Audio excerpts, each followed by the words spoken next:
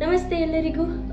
ಇವತ್ತಿನ ಘಟನೆ ಉಡುಪಿಯಲ್ಲಿ ನಡೆದಂತಹ AC ಬ್ಲಾಸ್ಟ್ನಿಂದ ಸತ್ತೋದಂತಹ ಅಶ್ವಿನಿ ಶೆಟ್ಟಿ ಹಾಗೂ ರಮಾನಂದ್ ಶೆಟ್ಟಿ. ಅಶ್ವಿನಿ ಶೆಟ್ಟಿ ಅವರು ತುಳುನಾಡಿನ ಪಾಪ್ಯುಲರ್ ಕಂಟೆಂಟ್ ಕ್ರಿಯೇಟರ್ ಆಗಿದ್ದರು.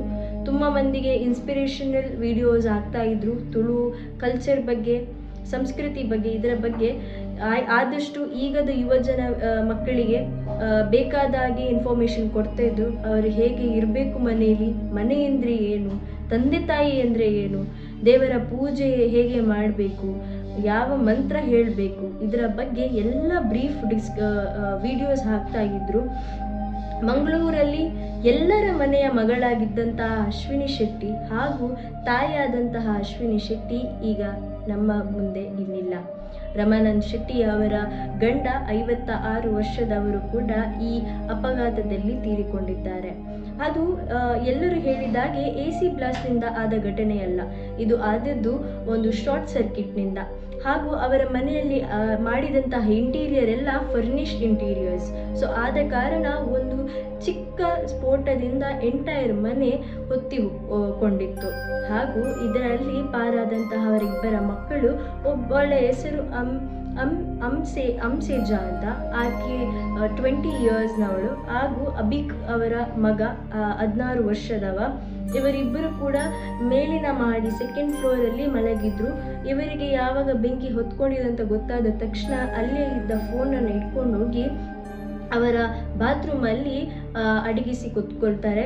ಹಾಗೂ ಅಲ್ಲಿ ಇದ್ದಂತಹ ವಿಂಡೋವನ್ನು ಬ್ರೇಕ್ ಮಾಡಿ ಹೊರಗಿನ ಗಾಳಿ ಒಳಗೆ ಬರಲಿ ಅಂತ ಬ್ರೇಕ್ ಮಾಡ್ತಾರೆ. ಹಾಗೂ ಇಮಿಡಿಯೇಟ್ ಆಗಿ ಫೈರ್ ಸರ್ವಿಸ್, ಪೊಲೀಸ್ ಹಾಗೂ ಫ್ಯಾಮಿಲಿಯವರಿಗೆ ಈ ವಿಷಯವನ್ನು ತಲುಪಿಸಿದವರು ಇವರೇ. ಬಟ್ ಈ ಘಟನೆ ಆಗುವ time on Sunday July 17th ಇದು ನಡೆದದ್ದು. ಎಲ್ಲರ ಹೇಳಿಕೆಯ ಪ್ರಕಾರ ಇದು ನಡೆದದ್ದು ಅರೌಂಡ್ 1-2 ಗಂಟೆ ಮಿಡ್ನೈಟ್. ಬಟ್ ಅಲ್ಲಿಯ ನೇಬರ್ಸ್ ಹೇಳ್ತಾರೆ 5:30 ಅರೌಂಡ್ ಅವರಲ್ಲಿ ನಡೆದುಕೊಂಡು ಹೋಗ್ತಾ ಇರುವಾಗ, ವಾಕಿಂಗ್ ಹೋಗ್ತಾ ಇರುವಾಗ ಅವರಿಗೆ ಯಾವ ರೀತಿಯ ಬೆಂಕಿ ಹತ್ಕೊಳ್ಳುವ ವಿಷಯವೇ ಗೊತ್ತಾಗಲಿಲ್ಲ ಅಂತ.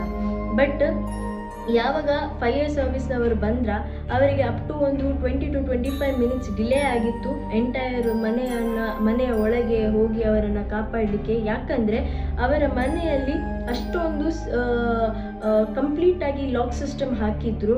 ಅವರ ಗ್ಲಾಸ್ ಕೂಡ ತುಂಬಾ ದಪ್ಪ ಗ್ಲಾಸ್ ಆಗಿತ್ತು, ಮನೆಯ ವಿಂಡೋದು ಗ್ಲಾಸ್. ಮತ್ತು ಅವರ ಮೇನ್ ಡೋರಲ್ಲಿ 2 ಡೋರ್ಸ್ ಇತ್ತು. ಒಂದು ನಮ್ಮದು ಪಾಸ್ವರ್ಡ್ ವಿತ್ ಡೋರ್. ಬಟ್ ಅದನ್ನು ಓಪನ್ ಮಾಡಲಿಕ್ಕೆ ಬಂದ ರಮಾನಂದ್ ಶೆಟ್ಟಿ ಅವರು ಅಲ್ಲೇ ಕುಸಿದು ಬಿದ್ದಿದ್ರು. ಹಾಗೂ ಅಶ್ವಿನಿ ಶೆಟ್ಟಿ ಅವರು ಕೂಡ ಅನ್ಕಾನ್ಷಿಯಸ್ ಆಗಿ ರೂಮಲ್ಲಿ ಬಿದ್ದಿದ್ರು. ಯಾಕೆಂದರೆ ಅಲ್ಲಿ ಜಾಸ್ತಿ ಮಾತ್ರದಲ್ಲಿ ಕಾರ್ಬನ್ ಮೊನಾಕ್ಸೈಡ್ ಫಿಲ್ ಆದ ಕಾರಣ ಅವರಿಗೆ ಶ್ವಾಸ ಮಾಡಲು ಅಷ್ಟೇನು ಆಗದೆ ಅಲ್ಲೇ ಅನ್ಕಾನ್ಷಿಯಸ್ ಆಗಿ ಬಿದ್ದಿದ್ರು.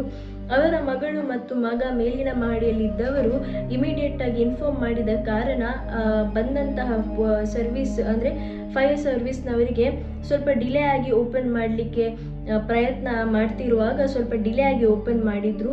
ಬಟ್ ಆದ ಕಾರಣ ಅಲ್ಲಿ ರಮಾನಂದ್ ಶೆಟ್ಟಿ ಅಲ್ಲೇ ಮೃತಪಟ್ಟಿದ್ರು. ಆದರೆ ಅಶ್ವಿನಿ ಶೆಟ್ಟಿ ಅವರನ್ನು ಅಲ್ಲಿ ಹತ್ತಿರದಿದ್ದ ಖಾಸಗಿ ಮಣಿಪಾಲ್ ಹಾಸ್ಪಿಟಲ್ಗೆ ಸೇರಿಸ್ತಾರೆ.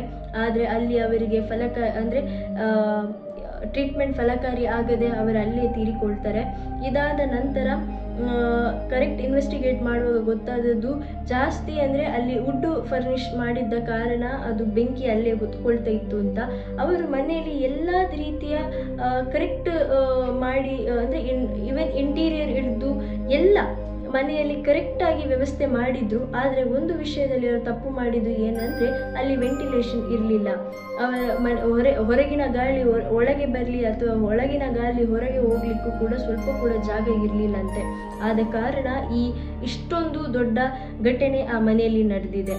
ಇದರ ಒಟ್ಟಿಗೆ ಅವರ ಮನೆಯಲ್ಲಿ ತುಂಬ ರೀತಿಯ ವೆರೈಟಿ ಪರ್ಫ್ಯೂಮ್ಸ್ ಕೂಡ ಇತ್ತು. ಅದು ಕೂಡ ಈ ಬೆಂಕಿ ಹೊತ್ಕೊಳ್ಳುವ ಟೈಮಲ್ಲಿ ಅದಕ್ಕೂ ಕೂಡ ಸ್ವಲ್ಪ ಇದಾಗಿ ಇನ್ನೂ ಸ್ವಲ್ಪ ಜಾಸ್ತಿ ಬೆಂಕಿ ಹೊತ್ಕೊಳ್ತಿತ್ತು ಅಂತ ಹೇಳ್ತಾರೆ. ಅನ್ಫಾರ್ಚುನೇಟ್ ಆಗಿ ಇವರಿಬ್ಬರು ಕೂಡ ನಮ್ಮೊಂದಿಗೆ ಈಗ ಇಲ್ಲ.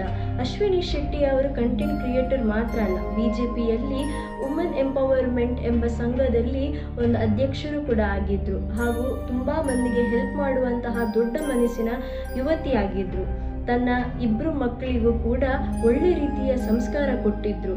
ಎಲ್ಲರ ಮನೆಯ ಮಗಳಾಗಿದ್ರು ಹಾಗೂ ಎಲ್ಲರ ಮನೆಯ ಮಕ್ಕಳಿಗೆ ತಾಯಿಯಾಗಿದ್ರು. ರಮಾನಂದ್ ಶೆಟ್ಟಿ ಅವರು ಬಾರ್ ಆ್ಯಂಡ್ ರೆಸ್ಟೋರೆಂಟ್ ಮಾಲೀಕರಾಗಿದ್ರು ಹಾಗೂ ಶೆಟ್ಟೀಸ್ ಲಂಚ್ ಹೋಮಿನ ಮಾಲೀಕರು ಕೂಡ ಆಗಿದ್ರು.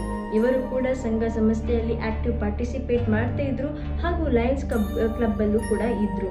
ಇವರು ಎಲ್ಲರ ಅಚ್ಚಿನ ಮೆಚ್ಚಿನ ಇಬ್ಬರು ಕೂಡ ಅಚ್ಚುಮೆಚ್ಚಾಗಿದ್ರು, ಎಲ್ಲರ ಮನೆಯ ಮಕ್ಕಳಾಗಿದ್ರು. ಆದರೆ ಆ ಇಬ್ಬರು ಮಕ್ಕಳಿಗೆ ಈಗ ತಂದೆ ತಾಯಿ ಇಲ್ಲದಾಗೆ ಆಗಿದೆ. ಅವರ ಮಕ್ಕಳಿಗೆ ದೇವರು ಸುಖ ಶಾಂತಿ ನೆಮ್ಮದಿ ಹಾಗೂ ಈ ವಿಷಯವನ್ನು ಕರಗಿಸುವಂತಹ ಶಕ್ತಿ ಕೊಡಲಿ ಅಂತ ನಾನು ಈ ವಿಡಿಯೋದಲ್ಲಿ ಕೇಳ್ತೇನೆ. ಅಶ್ವಿನಿ ಶೆಟ್ಟಿ ನನಗೂ ಕೂಡ ಇನ್ಸ್ಪಿರೇಷನಲ್ ವುಮೆನ್ ಆಗಿದ್ರು. ಯಾಕೆಂದರೆ ಅವರು ಹೇಳಿದಂತಹ ಕೆಲವು ಮಾತುಗಳು ನನ್ನ ಕಿವಿಯಲ್ಲೂ ಈಗ ಕೂಡ ಇದೆ. ಬಟ್ ನಾನು ಯಾವತ್ತೂ ಕೂಡ ಥಿಂಕ್ ಮಾಡಿರಲಿಲ್ಲ ನಮ್ಮ ಮಂಗಳೂರಿನ ಹುಡುಗಿ ಆದಂತಹ ಅಶ್ವಿನಿ ಶೆಟ್ಟಿಯವರ ಈ ರೀತಿಯ ಒಂದು ಸ್ಟೋರಿ ನನಗೆ ಹೇಳಲು ಸಿಗ್ತದೆ ಅಂತ.